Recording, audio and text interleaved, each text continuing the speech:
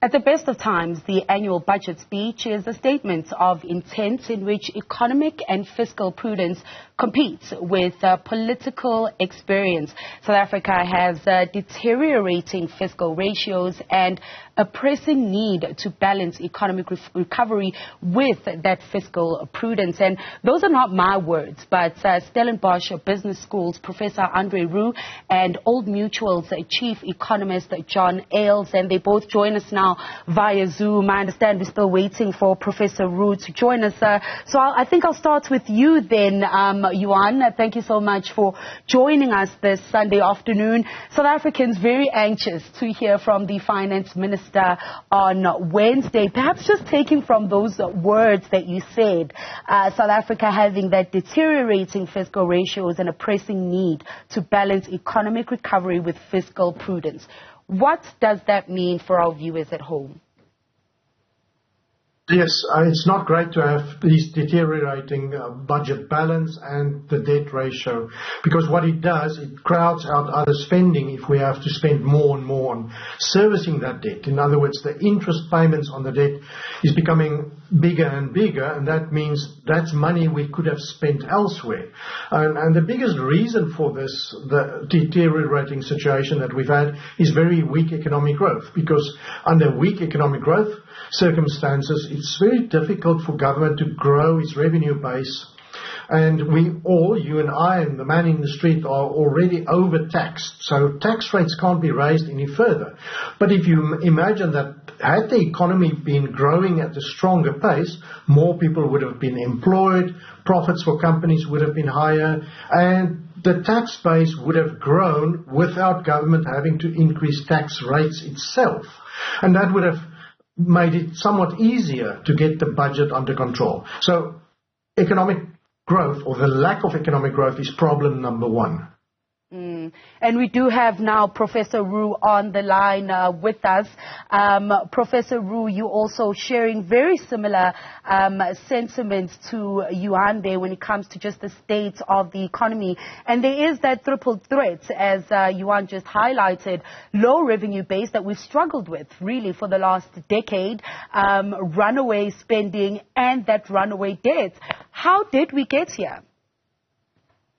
Hello, thank you. Hello, Yuan. Yeah, I suppose that is a question that requires a long time to properly discuss, but I would argue that fundamentally we got here because for roughly the last 10 or more years, government has borrowed simply at too fast a pace. Now, government debt per se is not necessarily a bad thing, an odious thing. If a government borrows money for all the right reasons, such as building new infrastructure, expanding the infrastructure base, new electricity, etc., that could be a very good thing, because that means that that spending, that debt is being used to finance future economic growth. Problem is that a great deal of the government's growing debt over the last decade or so has been used to finance different forms of current spending, such as civil servant wages, social grants, and then very perplexing is the fact that the interest burden, as Yuan mentioned, has become bigger and bigger. Just to give you a quick kind of indication there, over the next 3 years, according to the Minister's own projections, we'll be paying roughly 1.2 billion rands worth of interest per day. And when I say we, I mean government, and when I say government, I mean taxpayer. So I think that's been a major factor, resulting in this squeeze, this pincer effect, whereby rights economically one should be addressing that government debt, trying to stabilize it, trying to slow it down. But, as Yuan pointed out, organic tax growth is virtually impossible.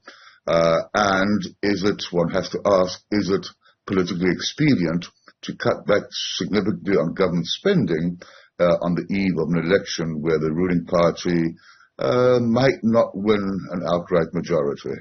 And Yuan, just linking to what Professor Roux is saying around that spending and what's draining on the fiscus. The biggest drain is certainly the state of state-owned entities. As we saw that graphic in the intro, the billions of rands that over the years has gone to state-owned entities to bail them out and have them recover. But it's been, companies such as Eskom, problems for way back to 2007. How much longer can we continue like this with most analysts saying we are likely to still be in a deficit for the next 3 years? Can we afford to be bailing out these state-owned entities? It's almost a catch-22 situation where these entities are probably too big to fail, so we have to support them. Because if we don't, then think about logistics, the Transnet failures, think about electricity, the Eskom failures. So failing state-owned enterprises, absolutely, we cannot afford to fund them any longer, but we cannot afford not to fund them. And I think that's why the policy of bringing in the private sector to take over some of those functions at a stronger pace as we go forward, in terms of the private sector generating electricity, the private sector getting involved in the typical Transnet logistical functions, that is helping. That will likely ease these constraints on the economy down the line. But of course, it doesn't happen overnight. So that's why we sit with a situation that we have to continue to fund these SOEs. Treasury has fortunately been relatively tight with the purse strings in terms of conditionality around these funding. So Eskom got huge amounts, as you've shown at the start of the program. But they're going to be relatively tough in terms of handing out future money. But having said that, we still probably need to hand out more money. But, in the end, 10, 15, 20 years down the line, these companies will look totally different, much smaller if they exist at all, because the private sector will gradually totally take over these roles. And that's a good thing down the line for future better economic growth. It doesn't help us in the current situation yet.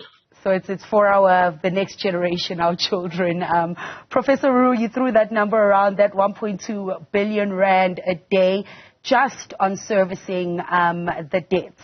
And if we are not raising those taxes and we're not able to cut down on spending, taking on more debts to just find a way to keep that budget going seems to be the option that we may need to take. But what are some of the threats there with our debt levels already hitting the ceiling if we cannot grow the economy fast enough over the next few years?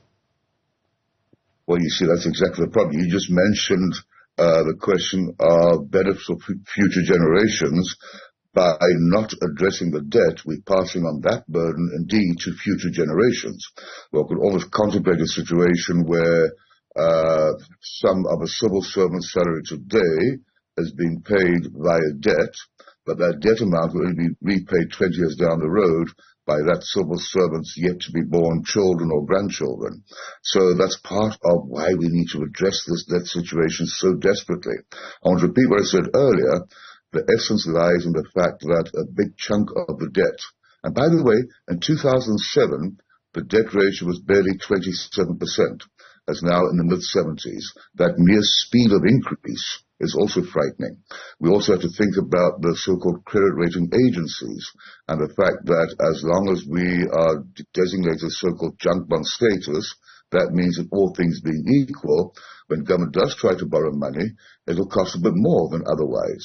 In fact, it might cost a great deal more than otherwise, over and above the fact that lenders might be more reluctant to lend us the money. So it is indeed your classical vicious circle. And more importantly, you get this kind of debt spiral. You get plummeted into this debt spiral, and from which there might be no escape if you don't take action sooner rather than later. So I suppose for South Africans really to wait for things to possibly get a little worse before they get better. Just parting words from both of you as we do head to this national budget that a lot of people have said might be the most difficult yet for Finance Minister Enoch Godongwana. Mr. Alf, let's start with you. I think despite the difficult situation we are in, I think Treasury will continue with this policy of fiscal consolidation, focusing more on expenditure control rather than going to us as consumers in terms of tax increases. And while that might be difficult in the next few years in terms of bringing the debt and budget deficit ratios down significantly enough, I think the fact that they will continue arguing that the need for fiscal consolidation is so urgent, that would likely pacify investors and the ratings agencies to some extent, if there is then a path forward where we can see some improvement. But the most important part I would look forward to in the budget is if there's any measure around new policy measures from Treasury's side, at least, in terms of getting the economy on a higher growth path down the line. I don't know what the likelihood of that is, but we need to fix structural issues in the economy ASAP. Well, unfortunately, we've run out of time, Professor Roux. I'm pretty certain we'll be speaking to you in the